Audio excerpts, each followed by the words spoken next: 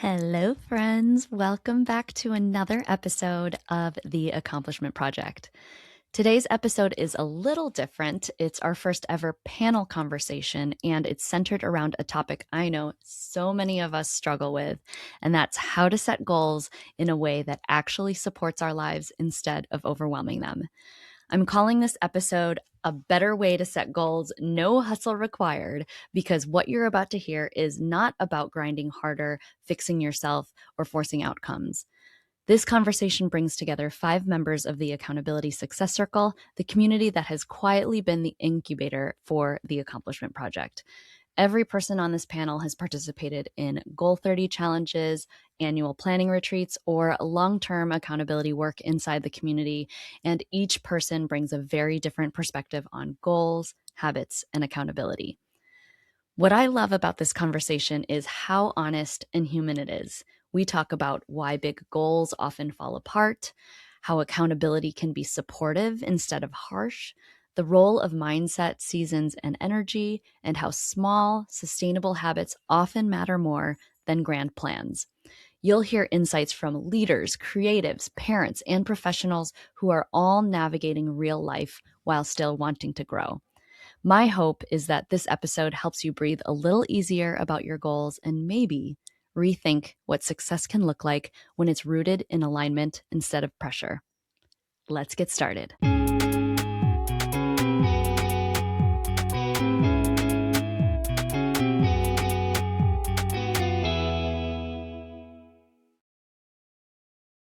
So we are going to kick off this awesome first ever panel episode.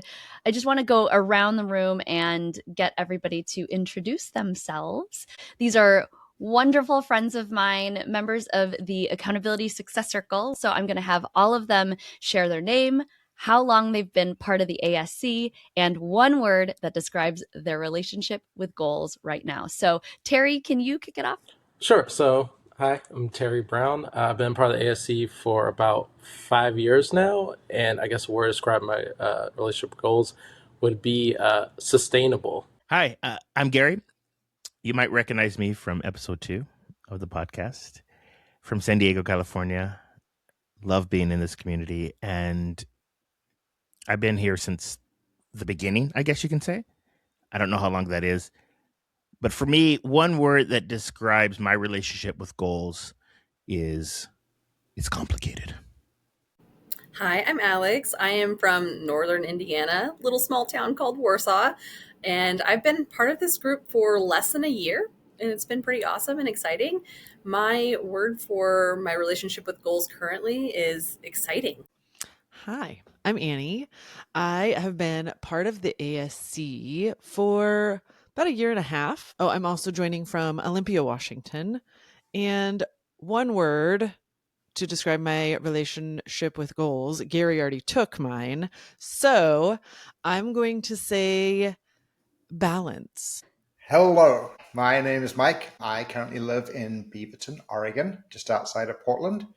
And I've been part of the AC, I think, for 8 years. And the one word that I thought of was transitional. Not that my goals are transitional, but they have triggered a lot of transition recently in my life that is very exciting. Thank you, guys. All right. One of the things that we're going to do in this conversation today is talk about goal setting, accountability. What structures can we put in place to not just have a New Year's resolution, but something that's actually going to stick and be something that you can share as a win by the end of the year. So my first question for the group is, when you guys think about setting goals, what is the most important thing people tend to overlook? So I think when I think of setting goals, I forget about the daily habits that matter the most, the baby steps that we have to take in setting that, because we tend to think of what are the big things that I can do? What is this large time commitment I can make?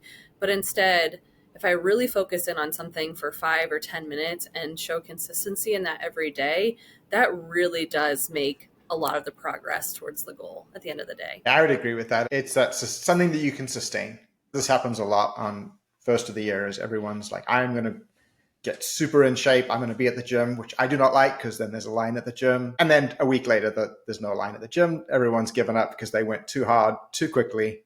You've got to like have those daily habits that you build on slowly over time and ramp up. I think the other thing that gets overlooked is what might get in the way.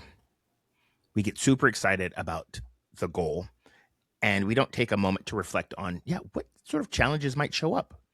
And I love to do that exercise because it helps you overcome those. Because if you know these are the potential, then you can sort of plan for that. I think people overlook why the goal matters to them in the first place. I think sometimes you pick a goal because it sounds really nice in your head. So I think it's important to assess, one, when you pick the goal, but two, as you're going through it, like, does this resonate with me as something I really want to do, or is it just nice to say that I accomplish? I think it makes a difference. I think one of the things people often overlook is the mindset part, that when we're doing a goal, I mean, a lot of times it's something we've never done before, right? So you can't have the same mindset that you've failed with on the same thing before. So I think there's an element of having to, okay, who do I have to be? What do I have to do differently? And that's going to stretch me. It's going to be uncomfortable. I have to step out of that comfort zone. I think that's a part we often overlook. I think the only other thing that I would add is that I don't think people are looking at the entire picture when they're setting their goals. They spend a lot of time thinking about, the most impactful thing, but not necessarily realizing how it impacts everything else that they're doing in their life. So if it's a career goal that they're really focused on, how does that impact family? How does that impact health and wellness? If it is a health and wellness goal, how does that impact, your productivity and your time that you have to give to everything else? You almost need to think about the entire picture in order to set a goal that is actually going to be achievable.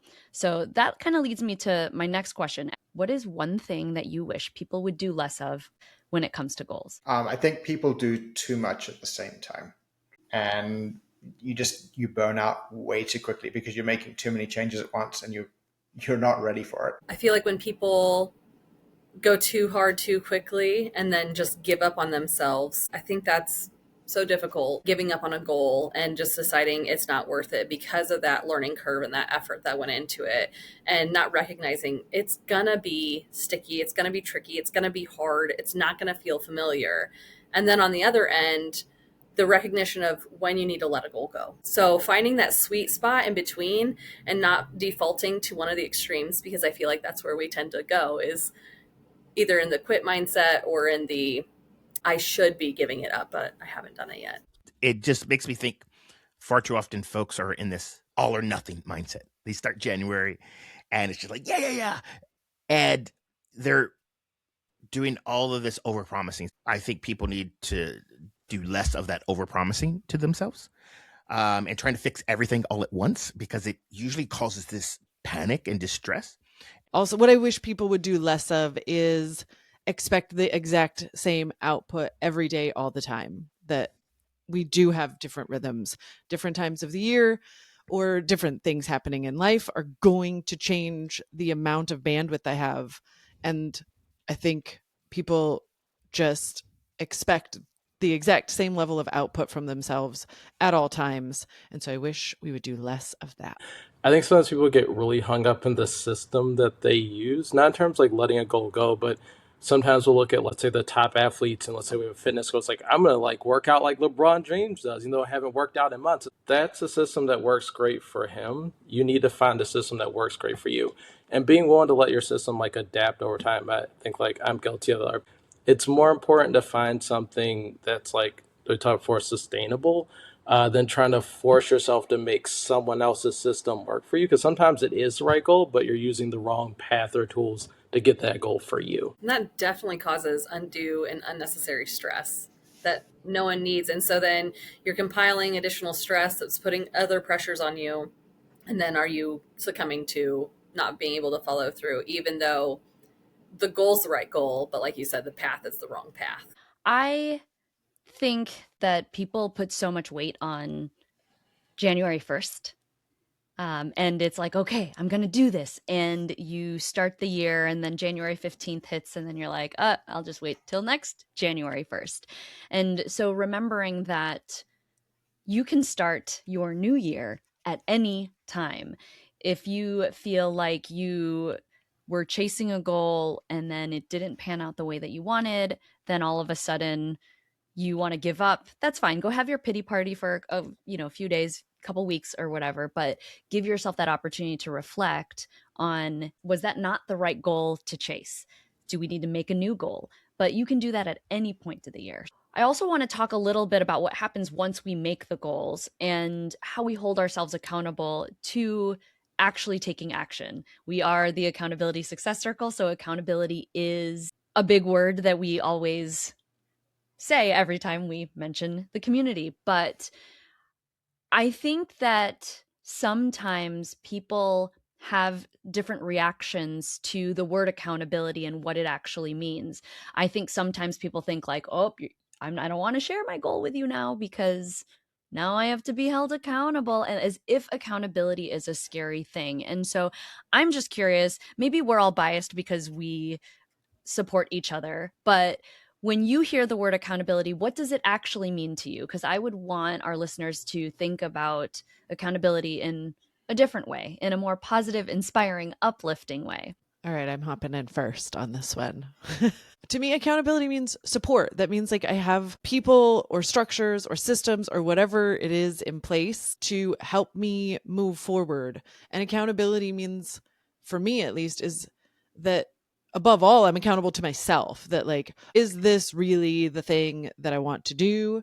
Is this really the goal I want to move forward? And regularly checking in. I love having all of you cheering. We cheer each other on and do all of that. But above all, it's being accountable to myself, that I can look in the mirror and feel good about what I'm doing and how I'm moving forward. Yeah, that looking in the mirror at the end of the day and knowing if you were true to yourself, true to what you wanted to achieve this day is huge.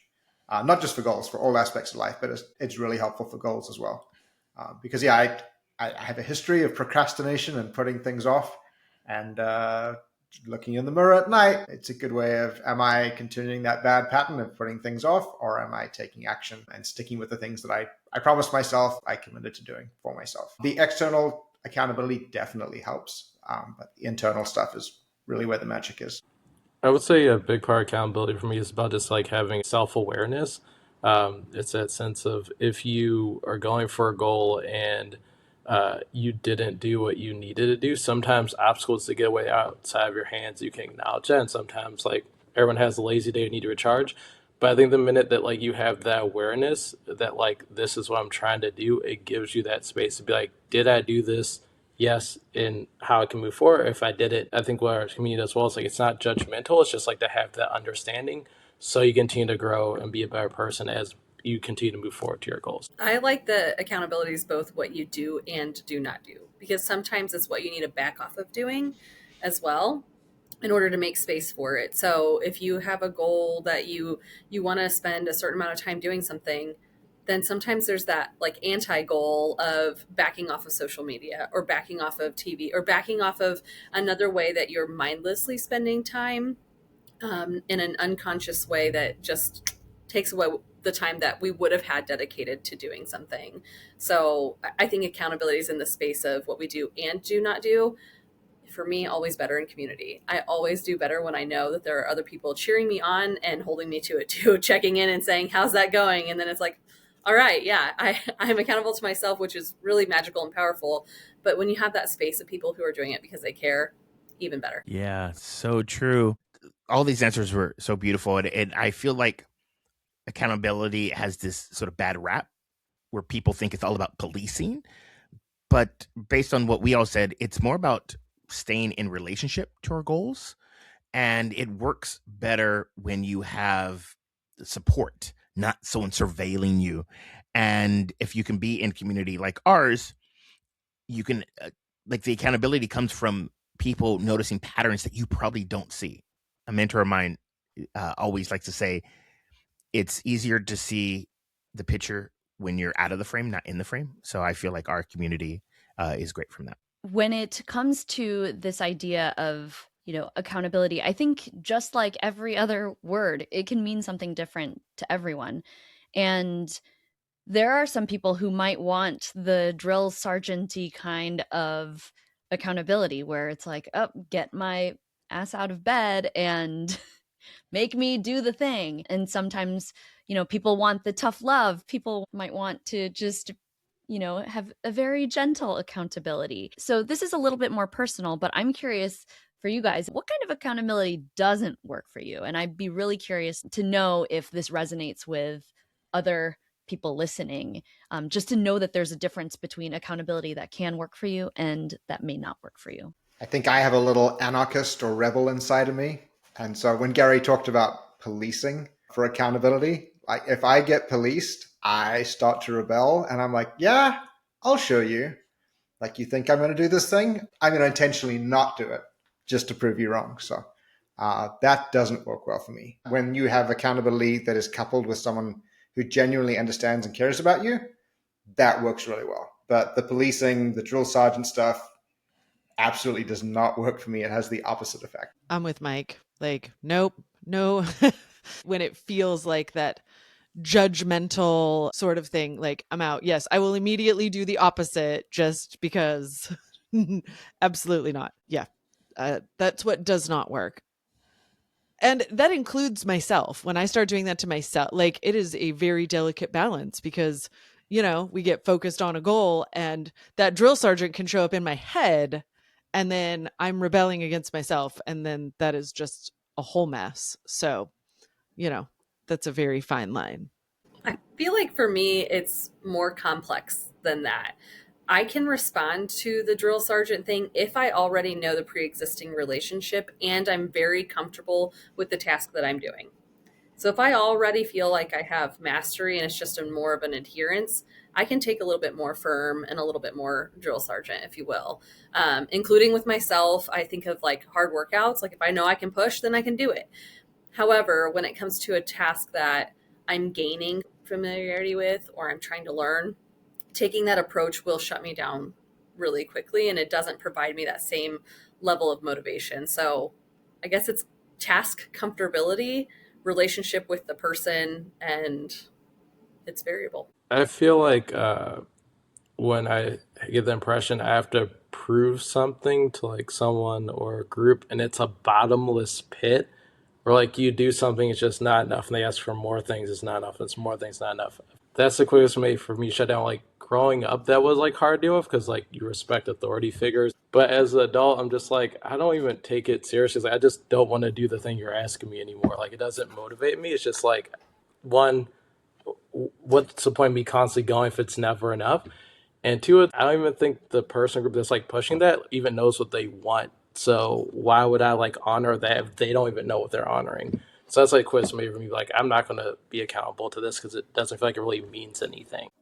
For me, things that are too rigid don't work. I'm with Mike and Annie in that and this again goes to myself, when you get that drill sergeant thing, I tend to do the opposite.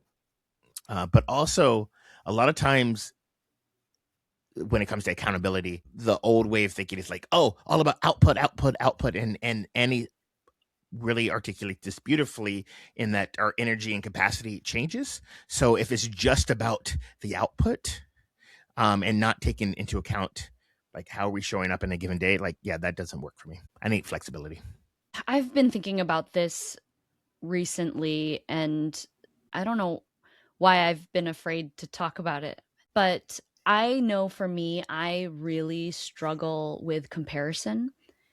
And if there is a numerical marker attached to compare to, it automatically puts me in a position to place myself in a less than position if I don't think that I can meet those numerical targets, which is interesting because, if I can do something well and these numerical targets are good, then great. But anytime, think about it from the perspective of like, let's say I was in a class with somebody and they were like, hey, I got an A on the test and I got a B, I immediately don't want to share what I got. And I also then feel like, well, if I can't get an A, then why would I even try? Recently, an old story surfaced up where I used to want to be a journalist, and I took news writing as a freshman. And it wasn't until a few months ago when I was talking to my son about my report card, realizing that I made some switch from journalism to engineering very quickly and I couldn't remember. But I looked at my report card and I got a B in news writing. And I immediately took that as I am not meant to be a journalist. And so when there's accountability where I have to meet a certain marker and I don't meet it, it really hurts the value of my goal. And I start to wonder, I'm not good enough. And I think that it's a perfectionist trait for sure. And it's hard for me because we quantify so many things in life and it's almost necessary, and I'm not quite sure how to navigate it, but I work better when I'm chasing the feeling, I think is what I'm trying to say. It's more of, do I feel good about the work that I'm doing? Yes, maybe there are certain metrics that I need to meet, but sometimes when I set metrics, I set them, and then when I meet them, I want to exceed them. And then it's just at some point, when is it enough? And so for me, that accountability of trying to chase numbers is not as good for me. You made me think of something for myself. What doesn't work for me is when I feel like I have to prove myself. That usually I get in my own way and I'm not in that state of flow. I talk about this a lot, about seeing the world as a proving ground versus a playground. And so when I'm in that proving ground mindset, that's where burnout comes. And matter of fact, one of my daily affirmations to myself is the only person I would strive to be better than is the person I was yesterday. Because when there's that sort of comparison of like, oh, this person does this and whatnot, I get into this robot mode where I'm doing things, but I'm not necessarily consciously attached to what I want to do. So thank you for sharing that. And I can relate. Yeah, I feel a relation to both of you talking about that too. And for me, what comes up is, am I intrinsically motivated within myself to push myself to be a better version of myself? Or am I looking for external validation to tell me I'm doing a good job? I think so many times in my own life, I have a perception of an external motivator that isn't even real, but I place it there. And then I use that to push myself. But no one else is asking that of me. It's me asking that of myself in an unfair way as a measuring stick against someone, if that makes sense. Yeah, I've struggled with that many times in life because I do happen to be rebellious. So, tell me I have to do a thing. No, thank you. But one of the things with the comparison that I've had to really start thinking about is, well, but says who? Like, who made up these marks in the first place? Like an A versus a B, like, says who? Like some system that somebody made up somewhere.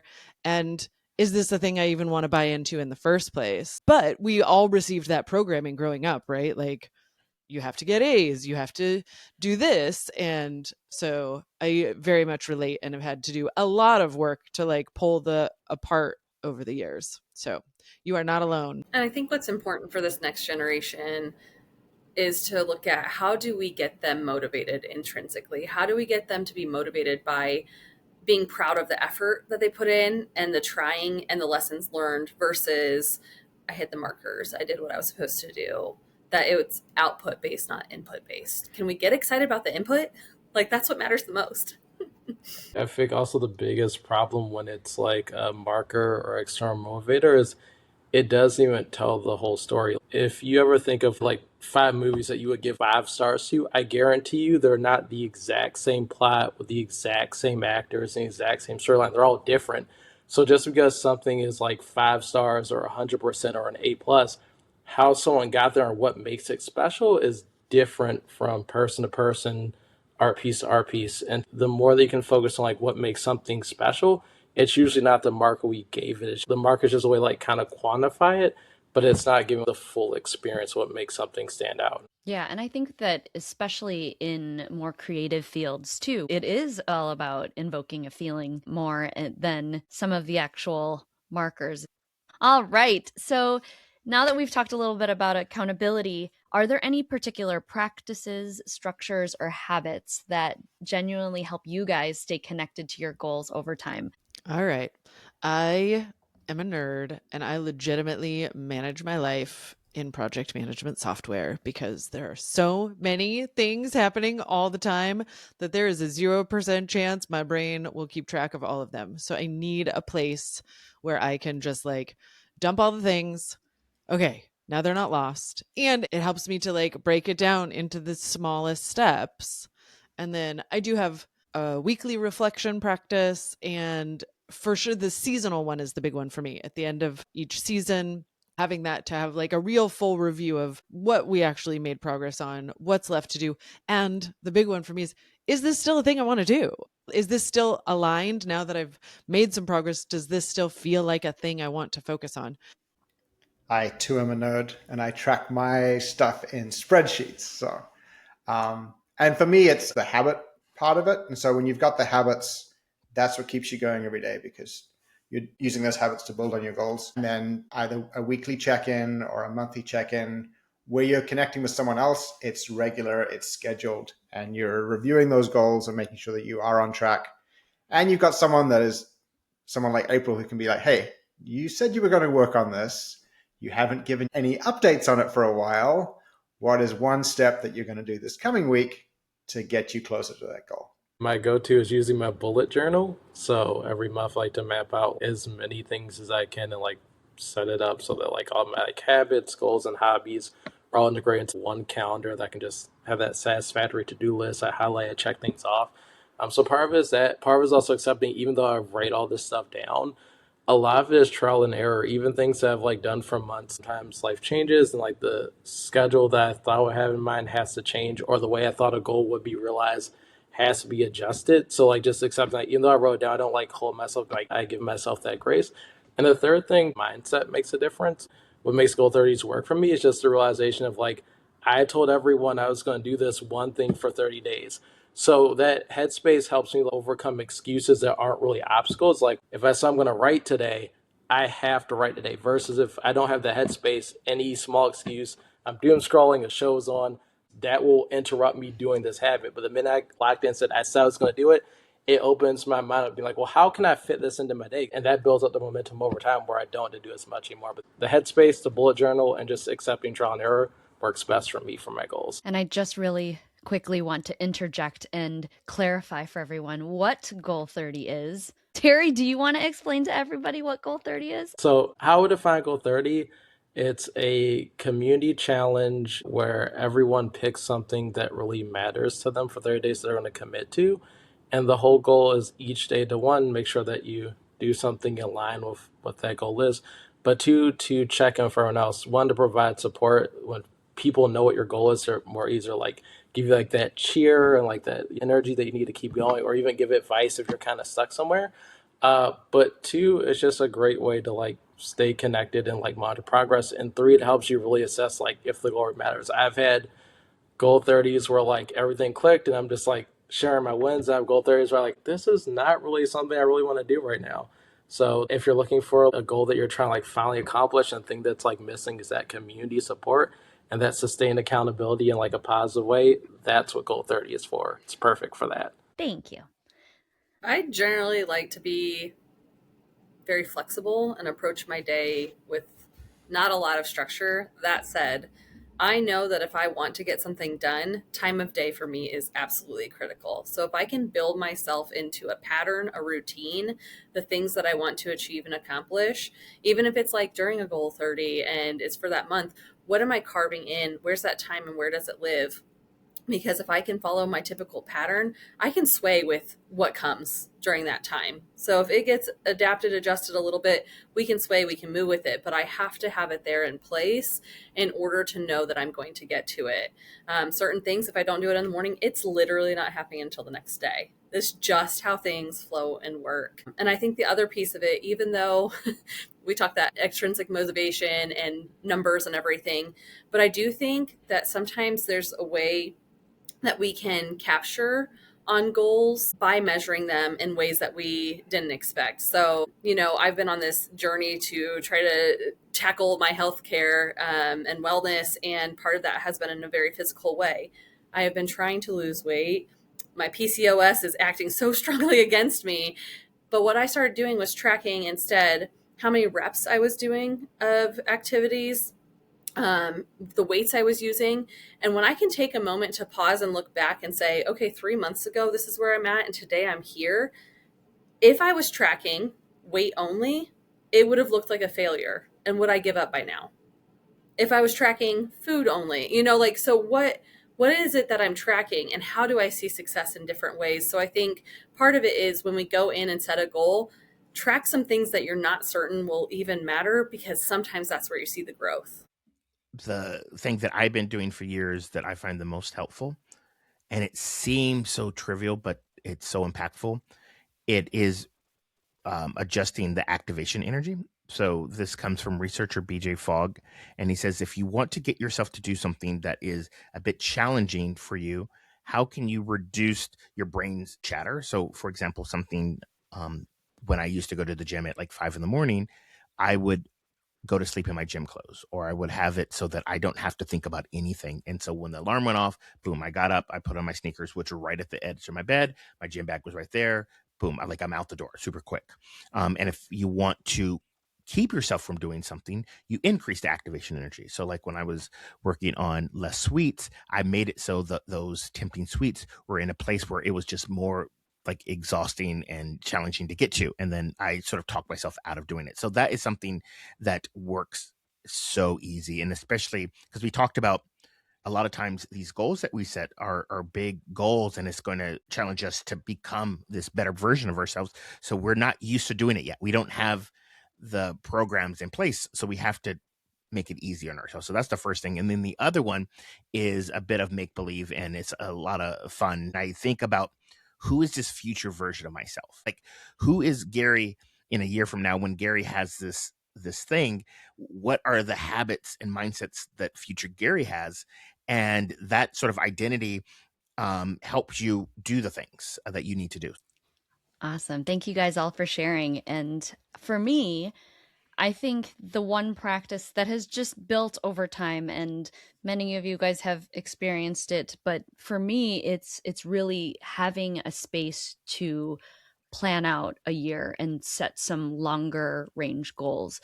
And so I typically start that process in August and start thinking about what I want to accomplish in the coming year. It goes all the way until December 31st, but to just give myself that space to think, because I spend outside of a few days a year, I am just go, go, go, go, go, go, go. And I think a lot of times people can't make change in their goals because they don't take that time to reflect on where they're at and how far they've come, and are they on the right track. And so that's the one of many practices and structures that I have in place that is non-negotiable. I need to have time and space to myself. So whether it happens for you in August, in October, in January, in March, over the summer, you get to choose that. Or if you want to have multiple touch points to revisit your goals, like Annie does it every season, the space is so valuable. And it's something that I think we forget that we need. And so don't just be in the crazy hustle all the time. You need to take some time to retreat and think back about, okay, what did I do? How does it feel? Do I want to move forward? Do I need to go a different way?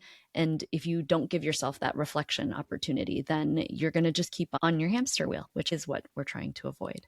So thank you guys so much for sharing all of your great tools. And I wanted to shift a little bit, since we are a community and seeing the difference of what it's like to do your goals in community versus doing them alone. I'm just really curious to hear your guys' thoughts on how being a part of a consistent community has influenced the way that you think about or follow through on your goals. There is that cool African proverb that talks about if you want to go fast, go alone, but if you want to go far, go together. And like goals are, you can do them by yourself. When you're doing them with a group, even if everyone's working on different goals, there's an energy that builds up where not only are you working your goal, you're seeing other people working the goals, you're celebrating their successes, they're celebrating your success, and you build this momentum together. And so the community really helps you keep going. When you have bad days, they're there to build you back up. When they have bad days, you're there to help build them back up. And it's a community. We're all there to support each other. And it just makes it a whole lot easier working on your goals together. I totally agree. I tend to just be a lone wolf. I blame the fact that I'm an only child. I just tend to forget that, like, oh wait, there are other like people around that I can lean on, and like peers. I'm not used to that being part of my mindset. So yeah, I just tend to like head down, do my thing. But being part of this community has been exactly what Mike said. It's like you can feel that momentum building, even though we're all working on totally different things. It is that motivation to know that, like, and I'll set the reminder in my phone. Okay, I got to check in for goal 30 later today. And so, like, knowing that I'm going to show up and I'm going to say a thing about what I did, and also knowing that everybody else is there too, and they're showing up whether they had a good day, a bad day, or whatever. And I actually always appreciate when people show up even if they didn't do the thing, because it helps us all give ourselves grace, but also build each other back up. So it has really been honestly surprising for me, because I'm just used to working in solitude, even though it only takes a few minutes to do the reflections. But just to have that in my mind, knowing that there's this other group of humans, and we're spread out around the country, I mean, sometimes around the globe, right, that are also in it with me, is just super helpful. To piggyback off of Mike and Annie, I think what's beautiful about it all, it's like interdependence being lived out. So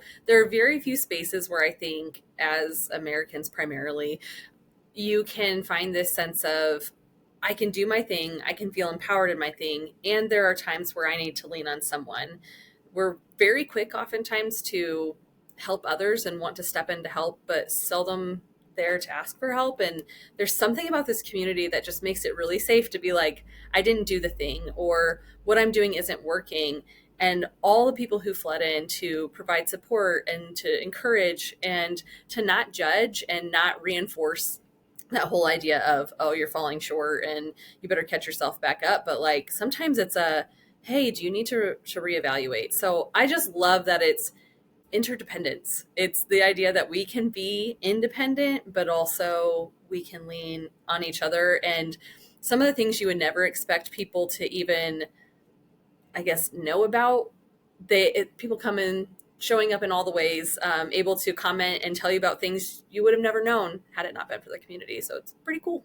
I find that like one of the best things about the community is that, especially as it pertains to our goals, uh, you never know like how others view your goal, and the magic of like being a part of this group is that sometimes when you think like you're making progress, it doesn't feel like you're making progress, but like you see people respond back and like they see how far you come from day one, day 10, like sometimes better than you do.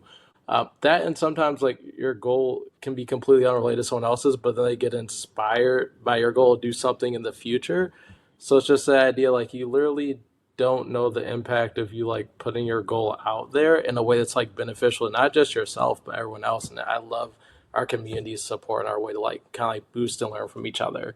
It's just really impactful and special. Terry, you had done a goal 30 all about doing like a daily art piece every single day. And I just really was so inspired by that and loved it so much. This past week, I was like, gosh darn it, Alex, you've just got to create more stuff and just do things with it. So I did. I made this very, very silly poster. Long story short, there's somebody, their last name is Hill. They have a dog named Sam.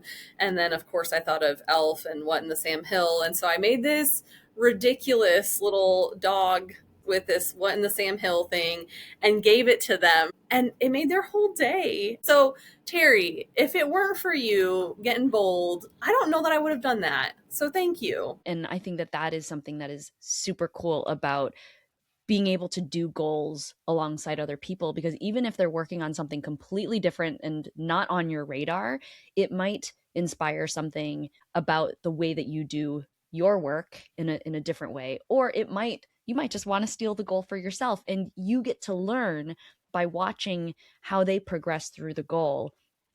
And then you've got that information for yourself. This is exactly why I love the Accomplishment Project, because I think there's so much power in our stories and what we have experienced that it's kind of cuts corners for us sometimes and allows us to see we could do the same exact thing and have two different outcomes, but also you get a perspective and you can't necessarily get that perspective unless you live it yourself, and we only have so much capacity. If you're familiar with how birds fly, especially, flying south for the winter or whatever the case may be, they fly in formation. And there's reason for that is that it reduces the load. You see the same thing when you see road bikers in what is called a peloton. The person in the front sort of leading the pack, but they take turns being in the front, and then we all sort of succeed together. And I feel like that's what this community is about, is that, yes, we're on our own journeys, but the fact that we're in community, it makes the load less heavy because we're all working together. And I'm a big fan of the Mighty Ducks. So anytime I can reference the Flying V or Ducks Fly Together, I'm just going to just slide it in there. So I've been waiting the whole time to say that. So there we go. I love it. Oh my gosh, this has been such an amazing conversation. And as we start to wrap up, if somebody's listening this heading into the new year or whatever day, feeling overwhelmed, what's one small mindset shift you'd like to offer to that person right now? One small is the thing that comes to mind is you don't have to change everything at once. What is the one small thing that you could do every day that is going to make you just that 1% more productive or 1% more mindful than you are currently right now? And just focus on that for 30 days. And that's going to have this incremental, exponential impact on your life. And then pick one more small thing. It doesn't have to be big. It doesn't have to be sexy.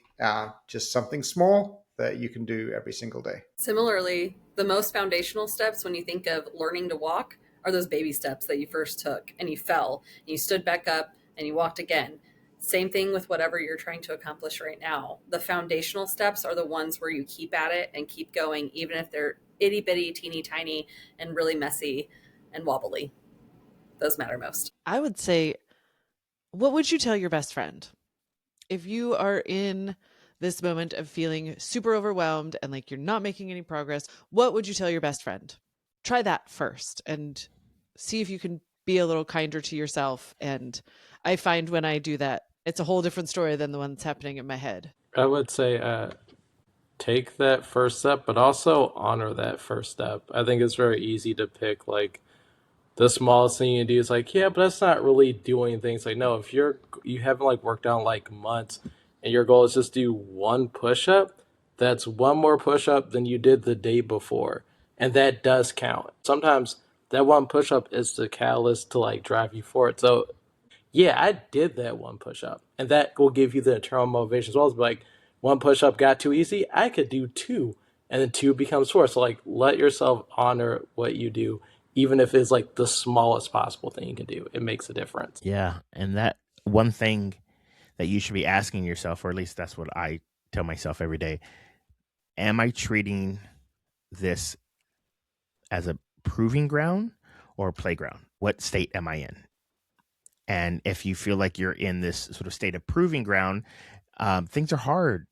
You are trying to prove to yourself or trying to prove to others that you're worthy, and it's like a test, and the stakes are too high, and you're most likely going to give up. How can you shift it to seeing the world as a playground?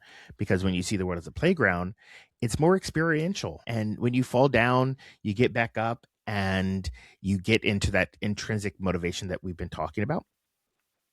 So my ask of you is, when you look at your goal, what is one thing that you can do to make it feel more like play? I love all of these words of wisdom. Words of wisdom, people. Listen carefully. So whether it is your new year or you're listening to this on a random day, let your new year be today and take everything that we've talked about. You can do it. You can accomplish all your goals. Figure out the right ways to hold yourself accountable, create strong structures, and do the thing. Thank you guys so much, my ASC peeps. And for any of you who are curious or want to hang out with any of these amazing humans alongside me, check out www.accountabilitysuccesscircle.com. And we out.